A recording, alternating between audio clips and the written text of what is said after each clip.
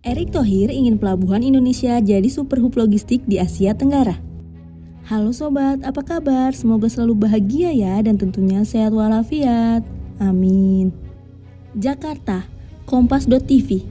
Menteri Badan Usaha Milik Negara atau BUMN Erick Thohir menyatakan keinginannya untuk menjadikan pelabuhan di Indonesia menjadi super hub, terutama menjadi super hub di kawasan Asia Tenggara atau ASEAN lantaran Indonesia memiliki kekayaan sumber daya alam yang melimpah. Kita tidak mau pelabuhan di Indonesia menjadi hub, tapi kita mau menjadi super hub di Asia Tenggara yang menuju Eropa dan lain-lain. Toh kita kaya dengan sumber daya alam laut, kita kaya dengan market kita, tegas Erick dalam acara Kompas Talk Selasa 23 November 2021. Kita tidak mau menjadi hub, tapi kita menjadi super hub di Asia Tenggara yang menuju Eropa dan lain-lainnya. Toh kita kaya dengan sumber daya alam, kita kaya dengan market kita. Oleh karena itu, guna mewujudkan hal tersebut, Erick dalam memastikan PT Pelabuhan Indonesia atau Pelindo dapat meningkatkan daya saing global serta peningkatan efisiensi operasional. Kita tekan clean management, kita tekan biaya-biaya mahal dan korupsi-korupsi yang sedang terjadi, sambungnya. Bahkan Erick meyakini bahwa komisaris dan direksi yang baru punya komitmen tersebut. Tak hanya itu, guna menjadikan pelabuhan di Indonesia menjadi super hub, akan juga dilakukan beberapa pengembangan dan inovasi terutama di Pelindo. Hal tersebut termaktub dalam 5 sasaran pengembangan industri pelabuhan di Indonesia, meliputi peningkatan daya saing global, peningkatan operasional, peningkatan sinergi, peningkatan kapasitas, dan peningkatan sumber daya manusia. Bahkan penggabungan 4 Pelindo menjadi satu juga dilakukan sebagai bagian upaya dukungan terhadap pembangunan tol laut agar dapat berjalan sesuai rencana. Sehingga kemudian peningkatan produktivitas dan efisiensi melalui standarisasi proses bisnis dan layanan secara profesional dapat menekan biaya logistik yang dirasa lebih mahal dari negara seperti India, Malaysia, dan Singapura. Kita juga ingin Pelindo Group dapat menekan biaya logistik secara bertahap. Kemampuan mengatasi biaya logistik ini sangat berpengaruh meningkatkan daya saing negara. Pengembangan SDM.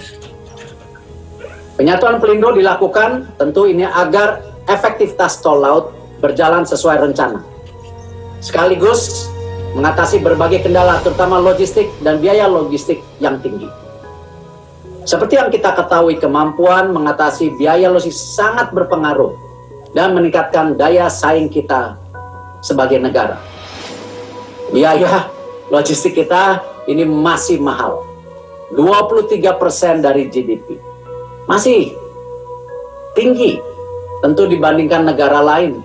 Singapura bisa 8%, India 13%, Malaysia 13%. Kenapa kita tidak bisa? Tentu penggabungan Pelindo diharapkan dapat membantu efisiensi biaya logistik ini. Selain efisiensi biaya logistik, penggabungan Pelindo terintegrasi akan memberikan manfaat lain.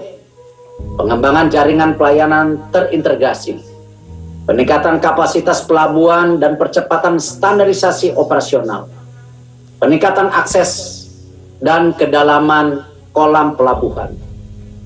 Efisiensi biaya logistik akan memberikan pengaruh kepada meningkatnya perekonomian nasional yang memang kita harus menjadi sentranya dunia. Apalagi kita sekarang menjadi presiden G20. Saat bersamaan, kita harus memastikan pembukaan lapangan kerja baru. Bagaimana melalui investasi di sektor pelabuhan yang meningkat. Apalagi kita sudah tentu dilihat bagaimana disrupsi daripada digital, industri 4.0. Robotik AI menjadi juga tentu mempengaruhi pembukaan lapangan kerja ini. Peningkatan PDB selama 2021-2025, karena peningkatan kegiatan ekonomi di sekitar area pembangunan pelabuhan baru, ini juga menjadi hal yang kita harus lakukan. Potensi kontribusi pada pendapatan negara tentunya dari Pelindo dengan meningkatkan profitabilitas. Karena tentu kita juga harus membantu Kementerian Keuangan, di mana pada saat ini tidak mungkin pemerintah hanya berdasarkan pajak saja. Karena itu kita terus tekan efisiensi yang ada di BUMN.